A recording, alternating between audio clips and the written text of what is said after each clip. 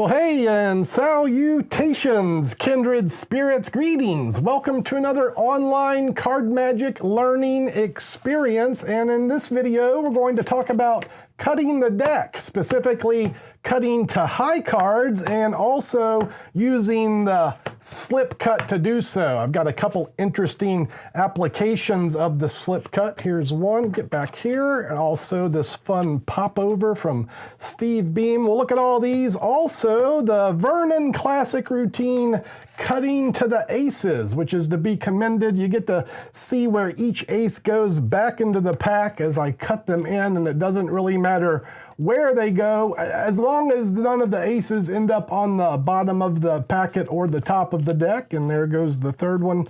I'll do the last one, no look, face down. Some people think face up, I get a key card or something like that. That's all four aces, again, lost into the pack. You make sure there's none on the top or the bottom, and then we can proceed finding them one at a time. We'll be using that slip cut, and I'll talk more about the technique in just a second. Let's continue. No ace on top or bottom, just a cut of the pack, and there's number two. This gets harder with each ace as there's less aces to the deck ratio. I'll do the third one face up so you can see what that might look like coming out of the center of the pack. And for the last one, I'll just use a little razzmatazz, So there's the ra, there's the ma, there's the taz, and there's the, that is my indicator card. That card indicates that I messed up. Or maybe this, it's a 6, so we count 1, 2, 3, 4, 5, hey, what do you know? 6. And yeah, that makes a pretty good poker hand, one I'm sure you'd be happy to play in any poker game, right? And maybe I'll just play these random, I'll just play these randos. And this right here, it's a straight flush, kind of beats 4 of a kind. This is why you never play cards with a guy whose last name is Conn. All right, I think a good place to start here is the 4-ace production that I used to open this video, and I did this with an indifferent card resting atop of the aces. This is the card that I'm going to slip cut away, and let's get started right now with an explanation of the slip cut. The idea is to convey the notion that you're cutting the top half diagonally out to the right. What's actually going to happen is you're going to cut the bottom half of the deck away to the right, and then drag the top card with your forefinger as you do so. Let me give you a behind the shoulder view for this action. It's probably the best way to get it. So I start with both hands approaching the deck in the cut position. My left hand lifts up with the thumb, and I'm using the second finger as a fulcrum here. It lifts up and pivots the upper half of the deck upward in this fashion. So that's action 1. My finger's beginning to apply pressure to this card on the top, the forefinger, and then my thumb and second finger are grasping the lowermost portion of the pack.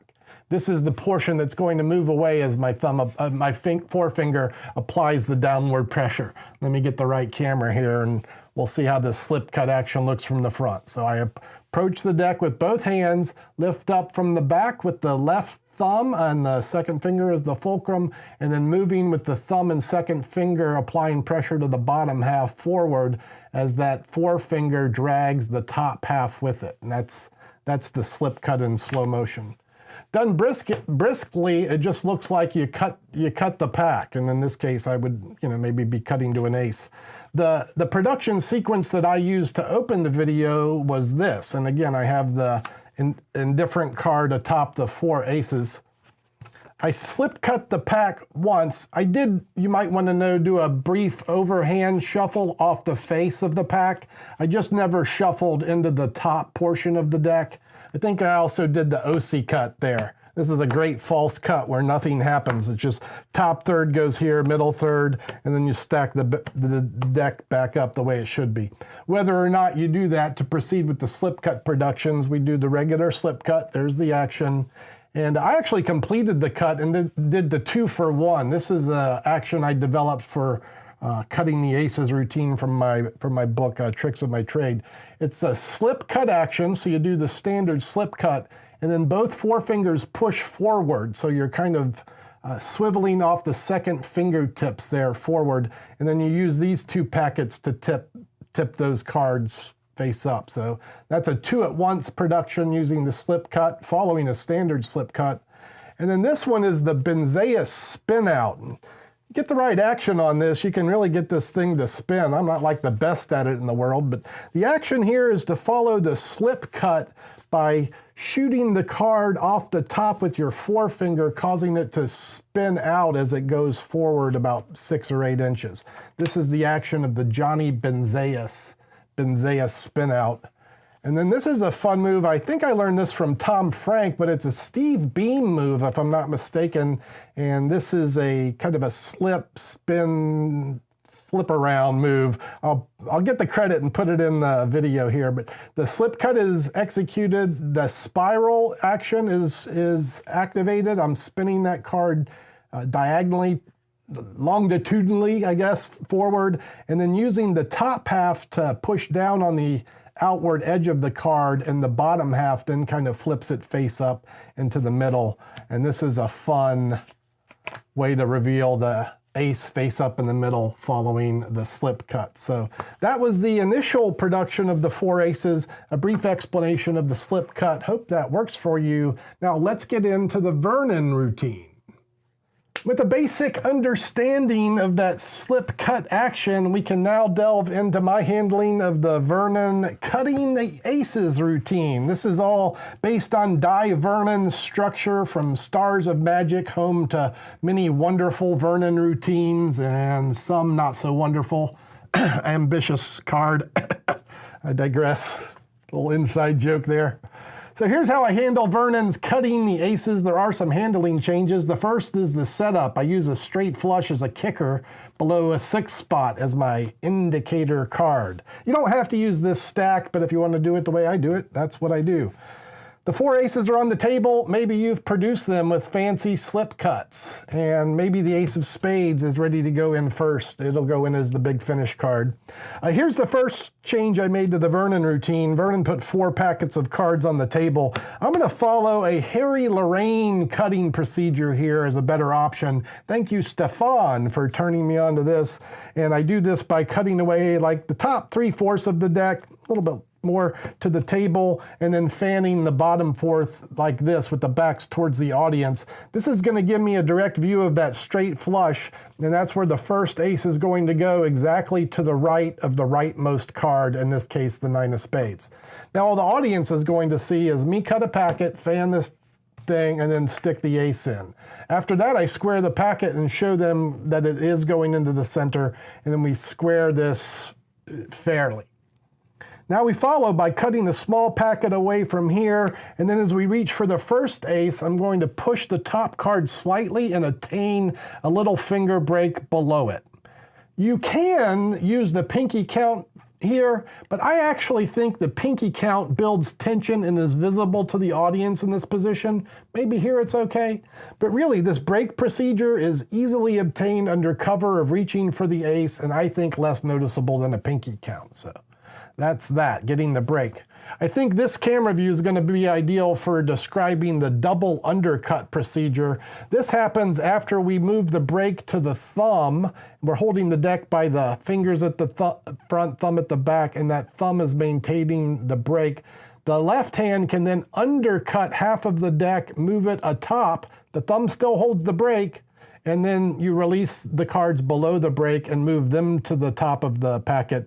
This is the double undercut action. Thank you, Dai Vernon. And we'll do it again for the next ace, although a little bit different. We're going to double undercut 2 cards. Here's how you manage that situation.